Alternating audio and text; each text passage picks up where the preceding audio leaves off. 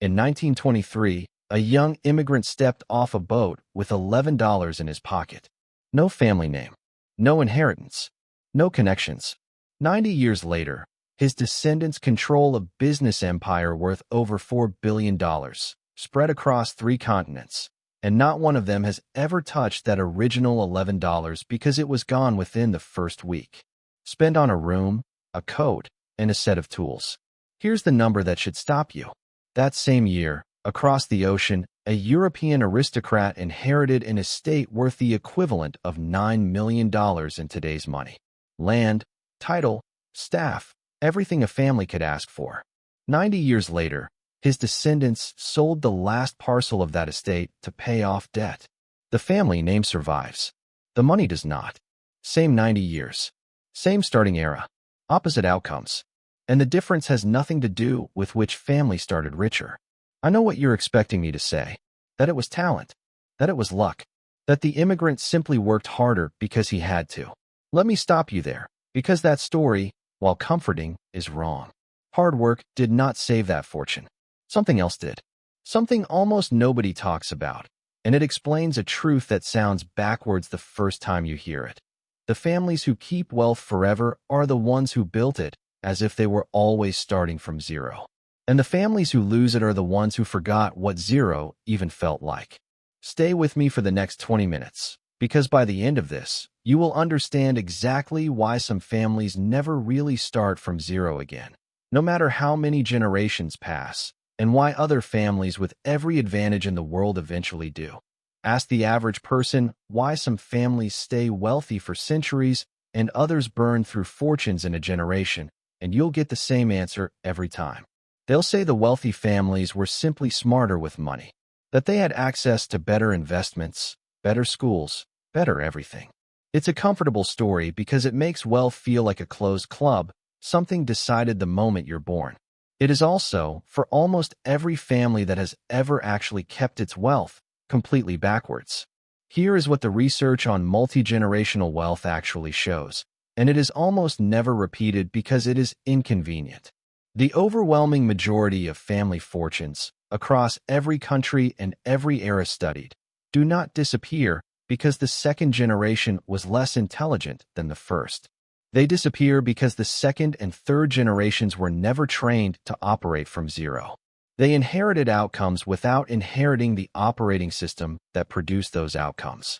Meanwhile, the families who compound wealth across 5, 6, 7 generations share one trait that has nothing to do with the size of the original fortune.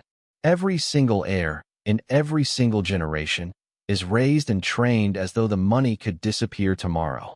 Not because it will, because that mindset is the mechanism that prevents it from ever happening. This is the whole thesis, and I want to say it plainly before we go further, because everything else in this video builds on top of it. Wealthy families don't fear starting from zero. They rehearse it, deliberately, on purpose, generation after generation. And that rehearsal is the actual asset being passed down. The money is just the byproduct.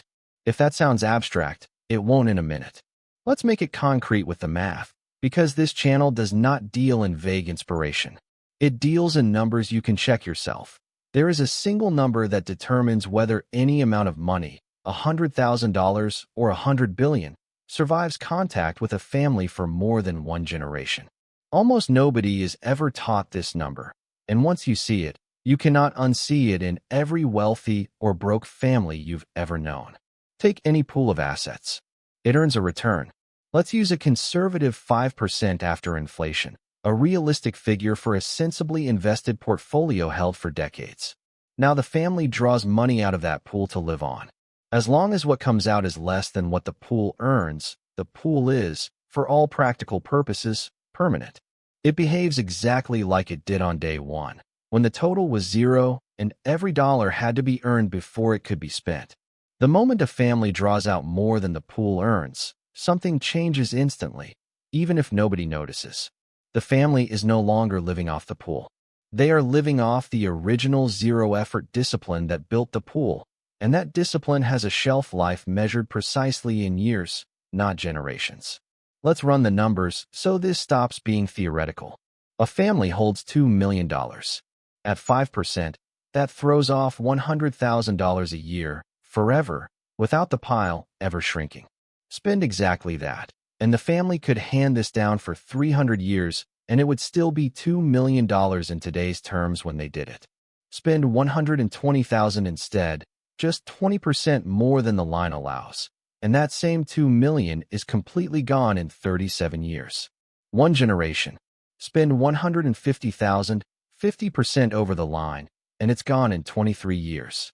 Spend $200,000, double the sustainable draw, and the entire fortune returns to zero in 15 years flat. Notice the phrase I just used. Returns to zero. That is not an accident of language. Every family that overspends this line is not simply losing money.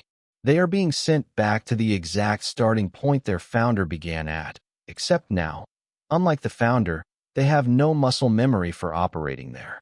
The founder started at zero and built the discipline that got them out. The great-grandchildren arrive at zero with none of that discipline intact because it was never trained into them. It was only ever spent around them. And here's the part that should genuinely unsettle you if you've ever assumed this is a rich person's problem. This math does not care about the size of the pile. Run the same 20% overspend on $200,000 instead of $2 million, and it empties in the exact same 37 years.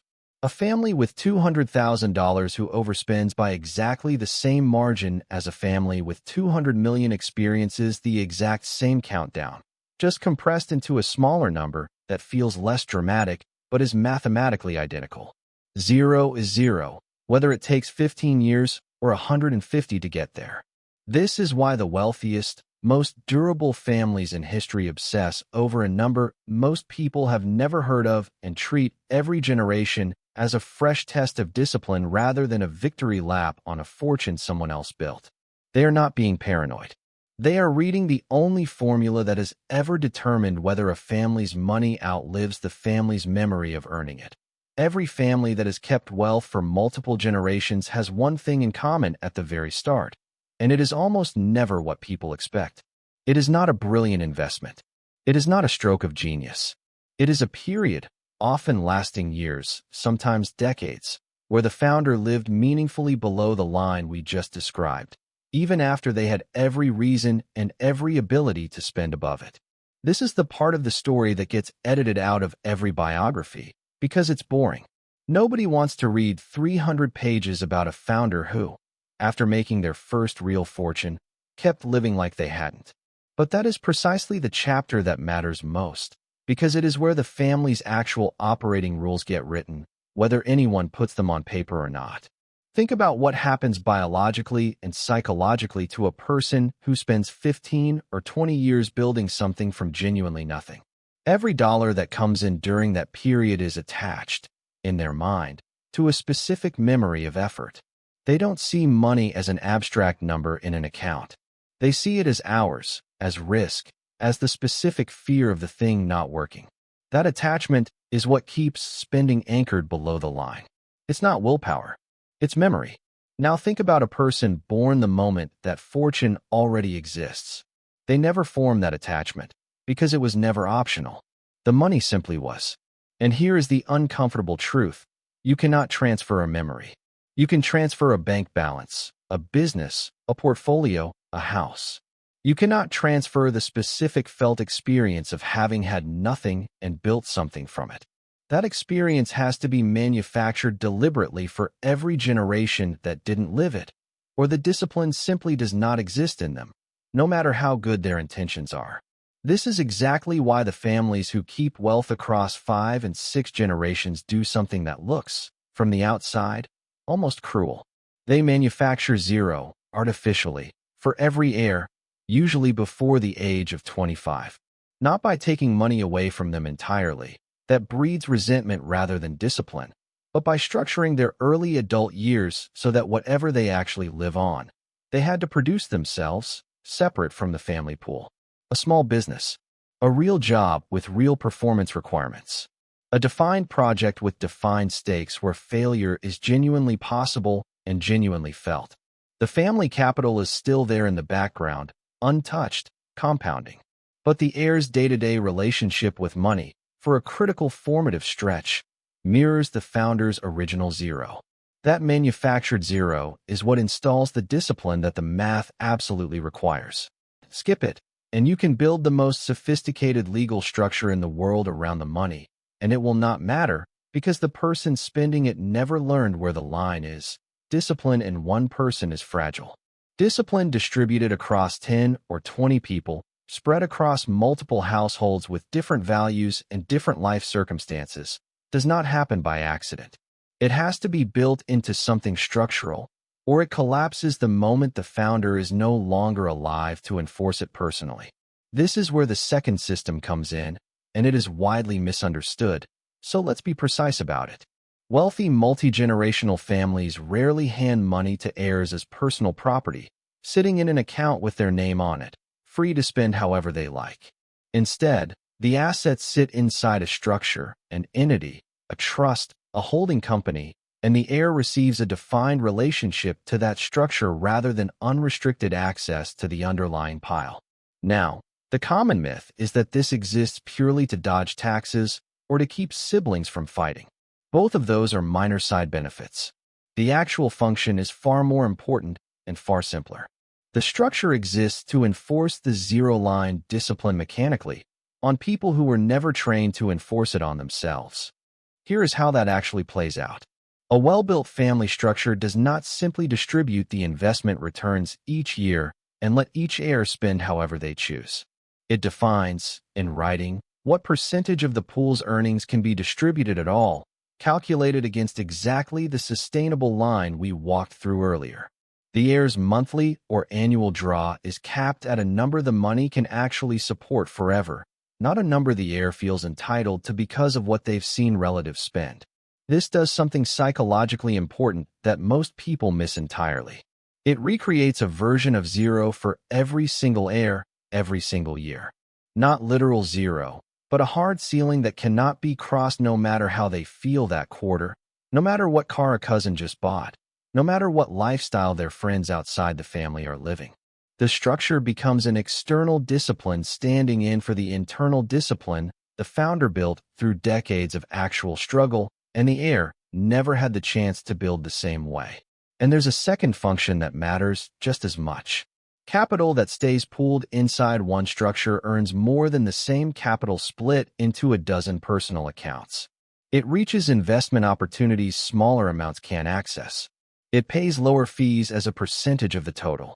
It stays properly diversified instead of getting concentrated in whatever asset class one heir happens to be excited about that year. A family that keeps its capital structurally whole is, in effect, keeping its return on the higher end of what's realistically achievable, and a higher return pushes the sustainable spending line up for everyone inside it. Every heir benefits from staying inside the structure precisely because leaving it, taking their share out as personal property, quietly lowers the return their portion of the money can achieve on its own. This is precisely why family enterprises that have survived for a century or more, across industries as different as manufacturing, retail, and agriculture, almost universally hold their core assets through a single family entity rather than as personally divided shares. It is not about control for its own sake.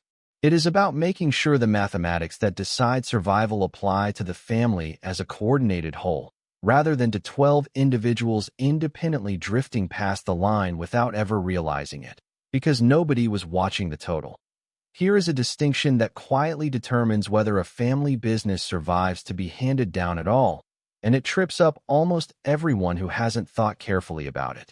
Owning a piece of something is not the same as having the power to blow the whole thing up.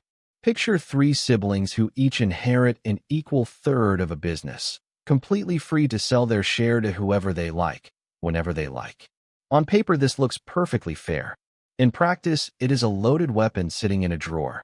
The day one sibling sells to an outside buyer, the remaining 2 are suddenly in business with a stranger who has no history with the family, no attachment to what was built, and no obligation to think past their own return.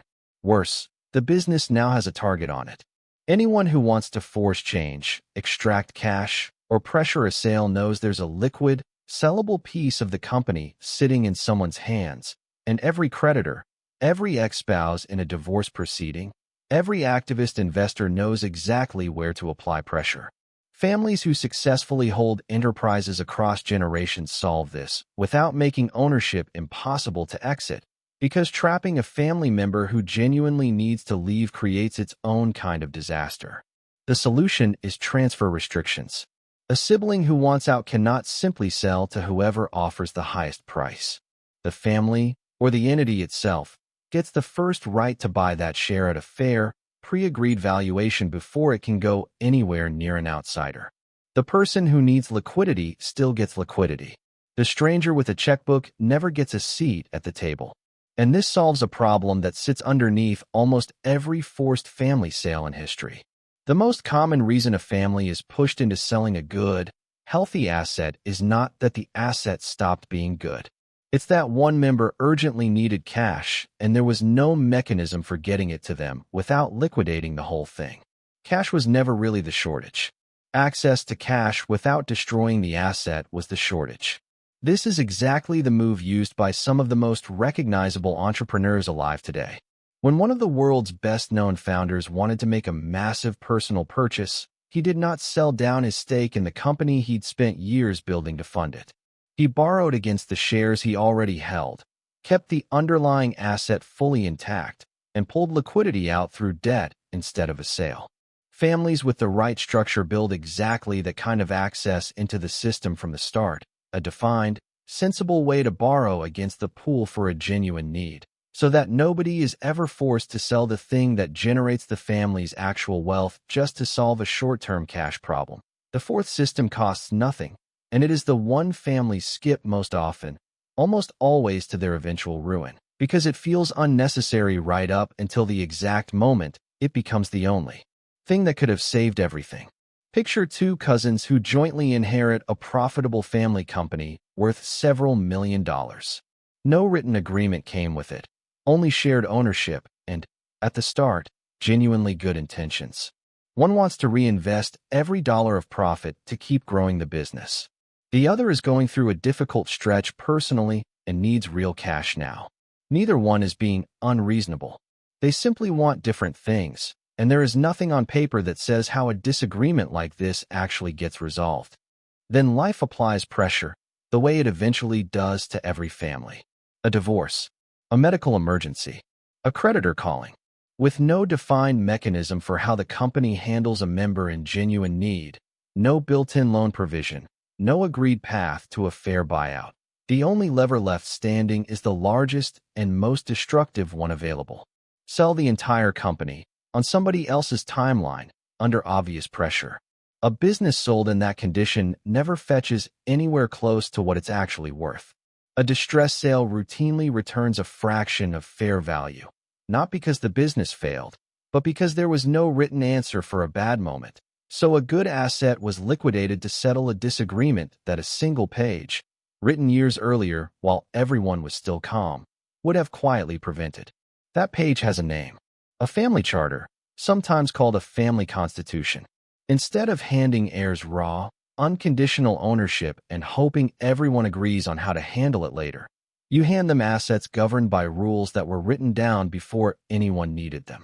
Rules for how a member requests a distribution. Rules for how someone can borrow against their share without forcing a sale.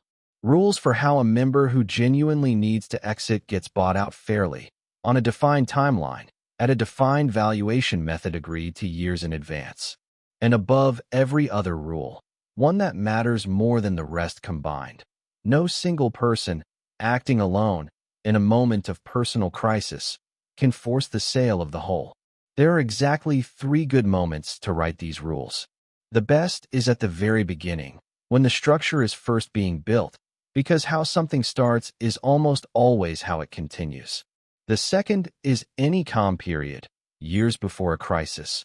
Never in the middle of the very disagreement the rules exist to resolve, because rules written under pressure always favor whoever has the most leverage in that specific moment rather than what's fair for the family long term.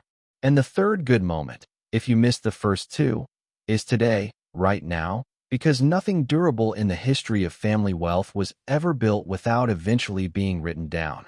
The fifth return to zero. Here is where all four systems meet, and it's the piece almost nobody connects, so I want to be careful walking through it.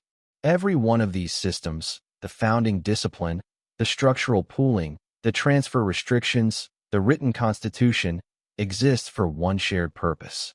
They all manufacture, in a controlled and survivable way, the exact same pressure that the founder experienced by genuine necessity when they had nothing. That is the real meaning behind the phrase wealthy families never start from zero. It's not literally true in the way it first sounds. What's actually true is stranger and more useful. Wealthy families that last do start from zero, deliberately, every single generation, on purpose, inside a controlled system that makes the experience survivable instead of catastrophic. They just never do it accidentally, and they never do it with the entire fortune on the table at once. An heir raised inside these four systems experiences a version of zero constantly. A spending line they cannot cross no matter how they feel that year. A stake they cannot sell to an outsider on impulse. A defined process instead of a blank check for every hard moment life throws at them. And, if the family did the first system correctly, an early adult stretch where they had to produce something with their own hands before the larger pool was ever meaningfully theirs to touch. Compare that to a family that skips all four systems. The heirs receive unrestricted access to a fortune they never had to build any relationship with. They never manufacture their own version of zero, because nothing in the structure ever forces them to. And so, without a single dramatic event, without a market crash, without a lawsuit, without even a single bad decision anyone could point to afterward, the family drifts past the sustainable line quietly, year after year, until the actual return to zero arrives all at once, decades later, and lands on people who have absolutely no memory of what it takes to climb back out of it. That is the entire difference between the immigrant's descendants and the aristocrat's descendants from the beginning of this. The immigrant, without ever using this language, built every one of these four systems into how his family operated, because he understood zero personally and made sure his children and grandchildren understood a version of it too, even once the money made that understanding technically unnecessary. The aristocrat's family inherited the money without ever manufacturing the mechanism that had originally created it, and so the fortune simply drained, quietly, invisibly, decade after decade, until 90 years later there was nothing left to inherit. Let's return to where we started, because the numbers deserve to be run all the way through. $11 spent within a week, followed by 90 years of a family that manufactured its own version of zero in every single generation. Not because they had to, because they chose to, and that choice, repeated deliberately over and over, is the actual mechanism that built $4 billion out of 11. And $9 million, inherited outright with every advantage attached, followed by 90 years without a single one of these four systems in place, ending in the same place the money began, at zero, except this time with nobody left in the family who had ever learned how to climb back out. Same amount of time. Same starting era. The only variable that moved was whether zero was manufactured on purpose or arrived by accident. That is the entire lesson hiding inside every family fortune that has ever lasted and every one that has ever disappeared. None of the four systems we covered today requires $100 million to install. The sustainable line is exactly as real at $200,000 as it is at $200 million. The founding discipline costs nothing but the willingness to let an heir genuinely struggle for a defined stretch before the larger pool becomes meaningfully theirs. The structure costs a modest amount of legal work, one time, to set up properly. The transfer restrictions and the written constitution cost nothing but the decision to put rules on paper while everyone is still calm enough to agree on them. Every family, at every size, is fully capable of installing all four before the next crisis arrives, and the only real cost of skipping them is the one no family sees coming until it's already happened. If there is one thing worth taking from the next 20 minutes you just spent here, let it be this. The families who never seem to start from zero are not the families who avoided it. They are the families who mastered rehearsing it, on their own terms, generation after generation. long before life ever forced the real version on them. There is a tool built specifically to run this math for your own situation, showing you exactly where your sustainable line sits, whether your family is currently above it or below it, and how many generations your current path realistically supports. It's linked below alongside the rest of the breakdowns we build on this channel. But there's a question sitting just underneath everything we covered today that we haven't touched yet. If manufactured zero is what keeps a fortune alive once it exists, what is it that actually creates a fortune out of true zero in the first place, with no head start, no safety net, and no family system already in place to lean on?